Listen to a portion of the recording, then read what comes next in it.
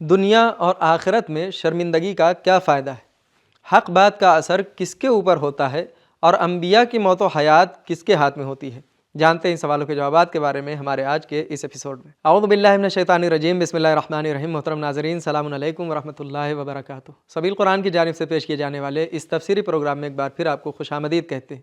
آج آپ کے سامنے سورہ زخرف کی آیت نمبر 38 سے 44 تک کی تفسیر بیان کریں گے۔ تو آئیے سب سے پہلے اس سورہ کی آیت نمبر 38 اور 39 کی تلاوت کو ان کے ترجمے کے ساتھ غور سے سن لیتے ہیں۔ کتاب انزلناه الیک مبارک لیدبروا آیاته ولیتذکر اولو الالباب۔ بسم اللہ الرحمن الرحیم۔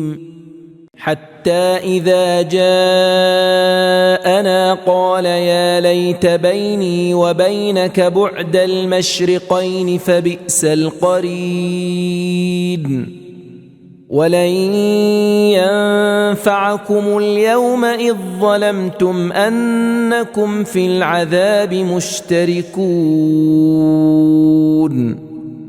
یہاں تک کہ جب قیامت میں ہمارے پاس آئے گا تو اپنے ساتھی شیطان سے کہے گا، کاش مجھ میں اور تجھ میں مشرق و مغرب کا فاصلہ ہوتا۔ غرض شیطان بھی کیا ہی برا رفیق ہے، اور جب تم نافرمانیاں کر چکے تو شیطان کے ساتھ تمہارا عذاب میں شریک ہونا بھی آج تم کو عذاب کی کمی میں کوئی فائدہ نہیں پہنچا سکتا۔ بہترین تلاوت اور ترجمہ سن لینے کے بعد اب آئیے ان دونوں آیتوں کے نقطے کو بھی غور سے سن لیتے ہیں۔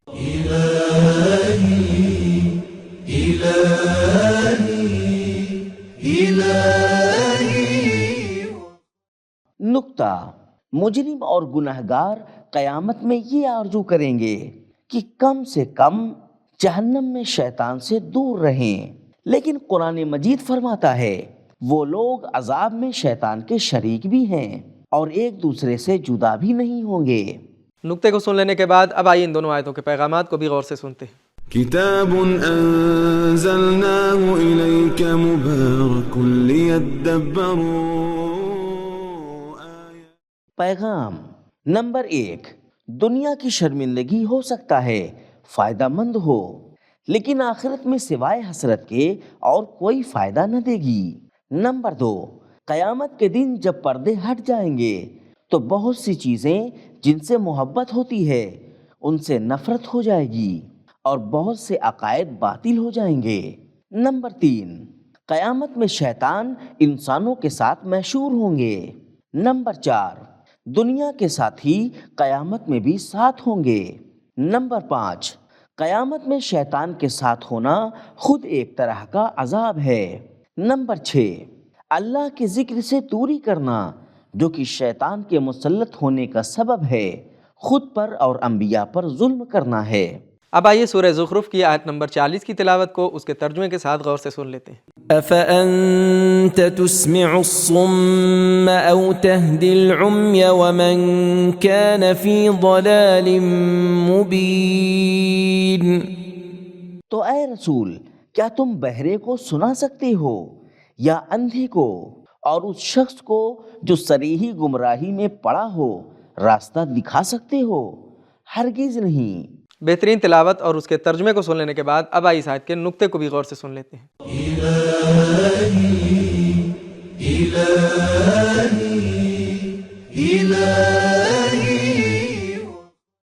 نقطہ: حق بات کا اثر صرف اللہ سے ڈرنے والے زندہ دل لوگوں پر ہوتا ہے، کسی اور پر نہیں۔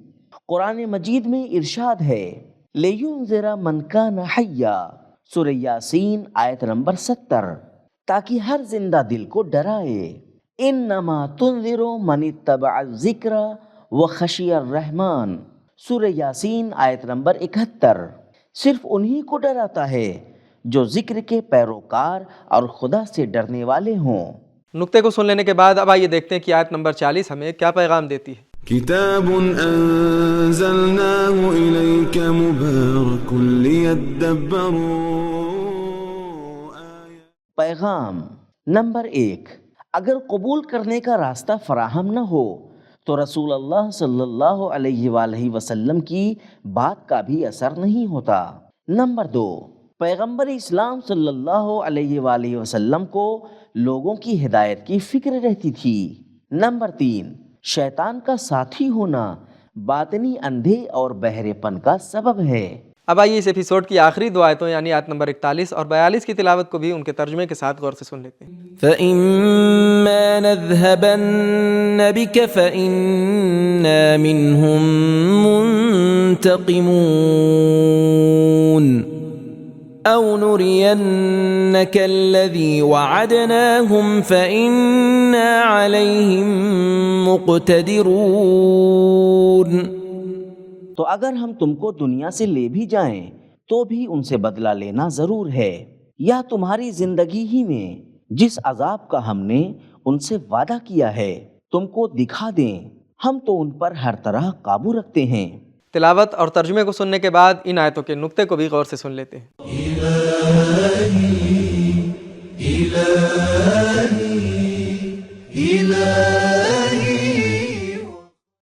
نقطہ، اللہ کے انتقام سے مراد عادلانہ سزا دینا ہے، نہ کہ بغض و کینہ، جو کہ معمولاً انسانوں کے انتقام کی وجہ ہوتا ہے۔ نقطے کو سن لینے کے بعد اب آئیے ان دونوں آیتوں کے پیغامات کو بھی غور سے سن لیتے ہیں۔ كتاب أنزلناه إليك مبارك ليدبروا پیغام نمبر 1، ہر انسان کی موت و حیات، یہاں تک انبیاء کی موت و حیات، اللہ کے ہاتھ میں ہے۔ نمبر 2، کافروں کو سزا دینا اللہ کی ایک سنت ہے۔ نمبر 3، کفار یہ خیال نہ کریں کہ جب تک نبی ہے تب تک ان پر عذاب نہیں آئے گا، یا یہ کہ نبی تو دنیا سے چلے گئے ہیں اب عذاب نہیں آئے گا۔ نمبر 4، اللہ کے عذاب کے نازل ہونے کا وقت اسی کے ہاتھ میں ہے اور وہ حکمت کی بنا پر ہوتا ہے، چاہے نبی کے زمانے میں ہوں یا نبی کی وفات کے بعد۔ اب آئیے سورہ زخرف کی آیت نمبر 43 اور 44 کی تلاوت کو بھی اس کے ترجمے کے ساتھ غور سے سن لیتے ہیں۔ فاستمسك بالذي أوحي إليك إنك على صراط مستقيم وإنه لذكر لك ولقومك وسوف تسألون۔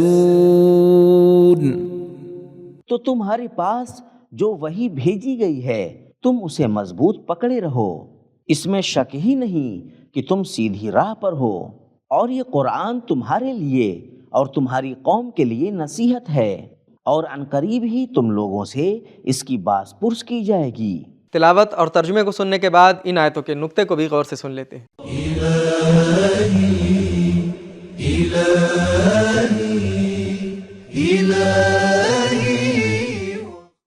نقطہ، لفظ ذکر کے 2 معنی بیان ہوئے ہیں، ایک تو تذکر اور یاد دہانی، اور دوسرے یاد، عظمت اور اچھی شہرت، یعنی یہ قرآن غفلت دور کرنے اور تذکر کا سبب یا تاریخ میں تمہاری یاد کا سبب ہے، اور تمہیں اور تمہاری امت کو عظمت دیتا ہے۔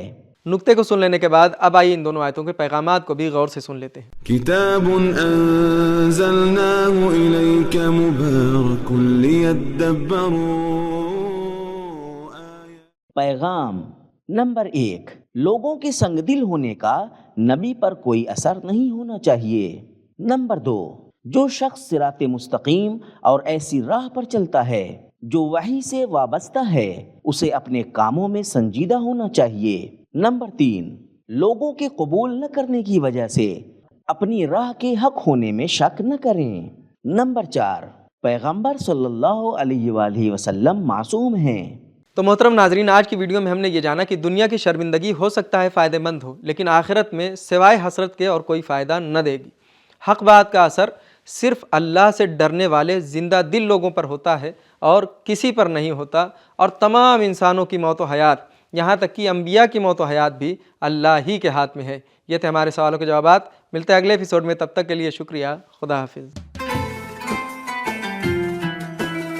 سبیل قرآن، قرآنی سماج کی پہچان۔